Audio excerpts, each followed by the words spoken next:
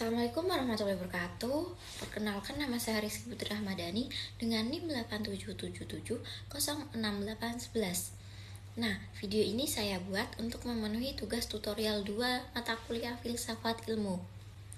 Pada kesempatan ini saya akan menjelaskan tentang peran filsafat ilmu dalam pendidikan. Nah, filsafat ilmu ini memiliki hubungan yang sangat erat dengan pendidikan karena filsafat ilmu menjadi dasar dalam memahami hakikat pendidikan, cara memperoleh pengetahuan, dan tujuan dari pendidikan itu sendiri. Pertama, filsafat ilmu berperan dalam mengawasi dan memperkuat eksistensi, keilmiahan, serta nilai-nilai dalam ilmu pendidikan.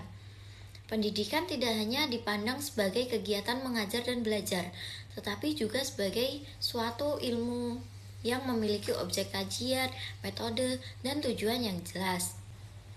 Nah, filsafat ilmu ini membantu memastikan bahwa teori dan praktik pendidikan dilakukan secara logis, sistematis, dan dapat dipertanggungan secara ilmiah.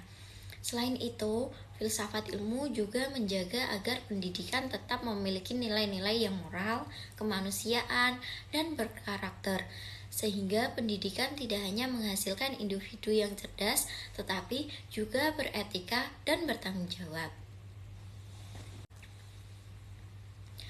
Selanjutnya, yang kedua, pendidikan yang bermakna dan bernilai juga turut memperkuat perkembangan filsafat ilmu.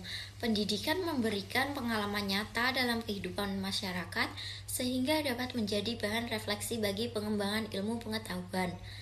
Nah, ketika pendidikan mampu membentuk manusia yang kritis, kreatif, dan memiliki kepedulian sosial, maka filsafat ilmu semakin berkembang karena nilai-nilai kemanusiaan dan kebenaran dapat diterapkan dalam kehidupan sehari-hari.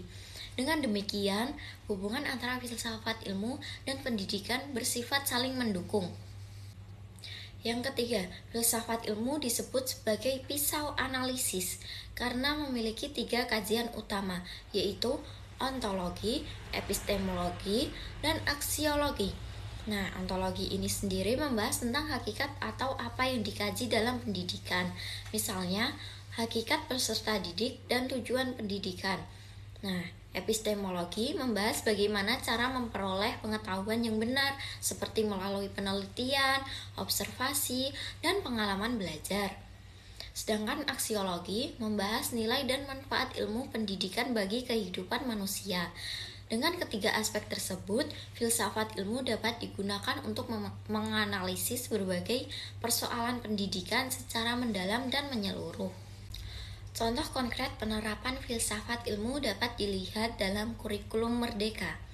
Dalam kurikulum ini, peserta didik dipandang sebagai individu yang memiliki potensi dan karakter yang berbeda-beda. Guru tidak lagi menjadi satu-satunya sumber pengetahuan, tetapi berperan sebagai fasilitator yang membantu siswa aktif berpikir dan menemukan pengetahuan sendiri. Selain itu, pembelajaran juga diarahkan untuk membentuk karakter, kreativitas, dan kemampuan berpikir kritis siswa. Hal tersebut menunjukkan adanya penerapan aspek ontologi, epistemologi, dan aksiologi dalam praktik pendidikan. Contoh lainnya adalah penggunaan metode diskusi dalam pembelajaran. Melalui diskusi, siswa diajak untuk berpikir kritis, menyampaikan pendapat, dan menghargai pendapat orang lain. Dengan cara ini, pembelajaran menjadi lebih bermakna karena siswa tidak hanya menerima informasi, tetapi juga memahami nilai dan manfaat dari ilmu yang dipelajari. Terakhir, untuk kesimpulannya yaitu filsafat ilmu memiliki peran penting dalam pendidikan karena menjadi dasar berpikir dalam mengembangkan ilmu pendidikan yang ilmiah, bernilai, dan bermanfaat bagi kehidupan manusia.